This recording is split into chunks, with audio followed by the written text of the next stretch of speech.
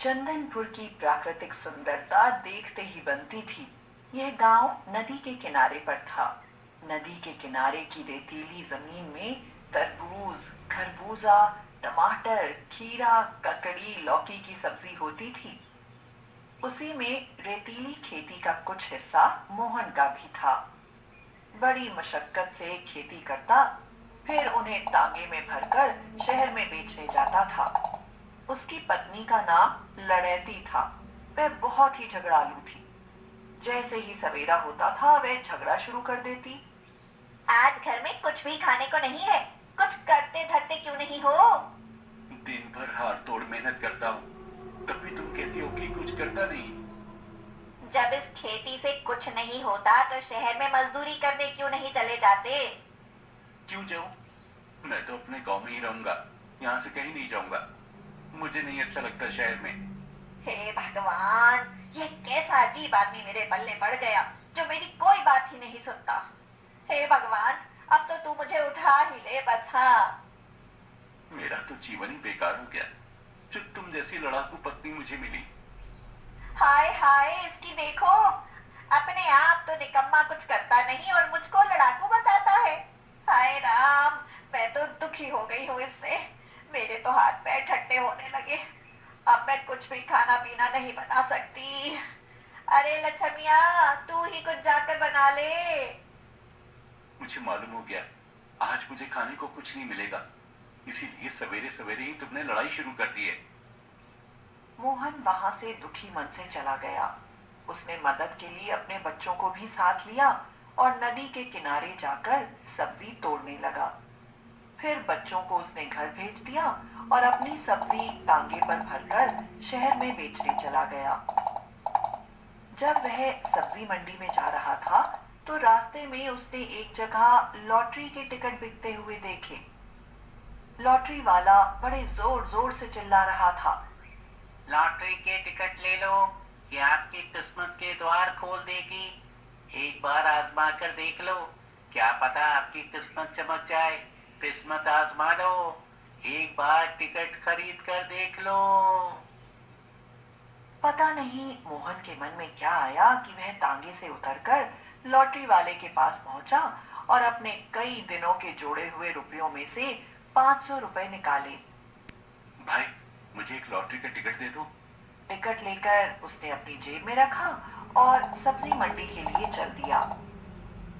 उसने सब्जी बेची और उसके बाद वापस आते समय मन ही मन भगवान से प्रार्थना की और कहा, हे भगवान, एक बार मुझ पर कृपा कर दो और मेरी लॉटरी निकाल दो। उसे भगवान पर अपार विश्वास था, इसलिए अब उसके मन में शांति थी। उसने लॉटरी का नंबर भी रट कर याद कर लिया था। थोड़े दिनों तक तो मोहन को बहुत जोश रहा। फिर उसके बाद उसे लगने लगा कि ये लॉटरी वॉटरी से कुछ नहीं होगा। लड़ैती उसकी खूब हंसी उड़ाती और कहती थी, अब ये लॉटरी से माला माल बनेंगे। मोहन फिर से अपने काम धंधे में लग गया और लॉटरी के टिकट को तो भूल सा गया। पड़ोस में अखबार आता था। एक दिन लछमनिया अलमारी में डालने के लिए पड़ोस से अखबार मांग लाई। वह कैंची से उसमें डिजाइन काटने लगी। तभी मोहन बाहर से आया और चारपाई पर सुस्ताने के लिए बैठ गया। चारपाई पर पड़े अखबार में उसने जो सामने नंबर देखा तो वह चौंक पड़ा। सामने उसका लॉटरी के टिकट वाला नंबर था। उसकी लॉटरी निकल आई थी। वो तो खुशी से चीखने लगा। मेरी लॉटरी लग गई, मेरी लॉटरी लग गई। और लॉटरी भी 50 लाख की थी। जब लड़ैती ने यह सुना तो वह भी खुशी से झूम उठी। आज उसने मोहन की जमकर तारीफ की। वह बोली, मुझे तो शुरू से ही पता था तुम बहुत होशियार हो, बहुत मेहनत करते हो। दिन रात काम करते करते सूख गए। देखो तो कितने कमजोर हो गए हो। मोहन को उसकी चापलूसी अच्छी नहीं लगी। लेकिन अब टिकट तो देखो कहाँ है। मैंने समझा उसमें कुछ होगा नहीं, मैंने तो अपनी जेब में पड़ा रहने दिया था। अब टिकट की तलाश शुरू हुई। लड़ैती मुंह लटका कर बोली, शर्ट तो मैंने धोकर डाल दी थी। अब उसमें कहाँ टिकट है? जब तुमने शर्ट धोई थी तो उसे देखा नहीं था क्या? उसमें क्या था? अरे तुम बिल्कुल पागल हो। जब तक टिकट नहीं मिलेगा तब तक लॉटरी के रुपए नहीं मिलेंगे। लड़ैती चिल्लाने लगी थी। जब तुम्हें इतनी तमीज नहीं थी तो तुमने लॉटरी का टिकट खरीदा क्यों था? तब तक मोहन का बेटा आया और बोला, बापू कैसा था टिकट? कितना बड़ा था? मैंने बापू की जेब से एक कागज का टुकड़ा निकाला था। कहाँ डाला था तुमने? वह बोला, मैं तो खेलता रहा, फिर मुझे पता ही नहीं मैंने कहाँ डाल दिया। लछमनिया बोली, मैंने झाड़ू लगाकर कूड़ा घूरे पर फेंक दिया था। कूड़े के ढेर पर वह ढूंढा गया, नहीं मिला। तब तक लड़ैती को याद आया कि उसने घर की सब रद्दी इकट्ठी करके सोमू की दुकान पर बेचने के लिए भेज दी थी। अब सभी लोग सोमू की दुकान की ओर भागे। सोमू के यहाँ जाकर मोहन ने उसे पूरी बात बताई। सोमू बोला, मैं अपनी दुकान की सारी रद्दी यहाँ डाल देता हूँ, उसमें से ढूंढ कर देख लो, अगर मिल जाए तो। वह भी उस कागज के टुकड़े को ढूंढवाने लगा, लेकिन टिकट नहीं मिला। दुखी होकर मोहन लौट आया और माथे पर हाथ ठोक कर बोला, मेरी किस्मत में ही नहीं है। भगवान ने मुझे इतने दुख दिए और जरा सी सुख की आज उम्मीद मिली तो वो भी मेरी मिट्टी में मिल गई। ऐसा कहकर वह जोर जोर से रोने लगा। उसकी यह हालत देखकर लड़ैती को भी पछतावा होने लगा। उसे लगा वह तो बेकार में ही मोहन को परेशान करती रहती थी।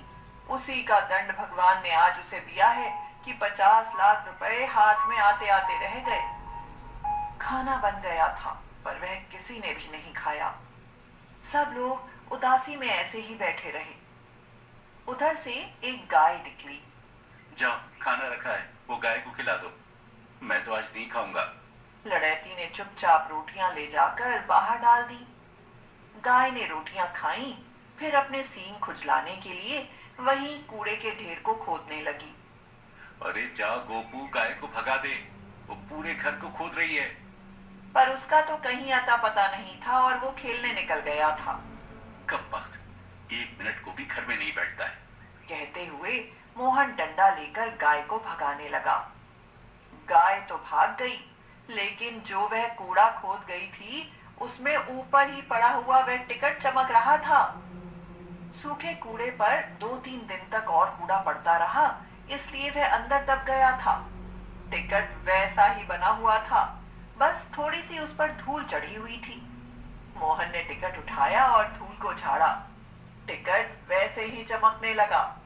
अब मोहन खुशी से नाचने लगा। मिल गया टिकट, मिल गया टिकट, मिल गया टिकट। टिकट को अपने हाथ में ऊपर उठाए वह भागता हुआ घर में आया। जब लड़ैती ने देखा कि टिकट मिल गया तो वह भी खुशी से नाचने लगी। अब उनके घर में जश्न मन गया था।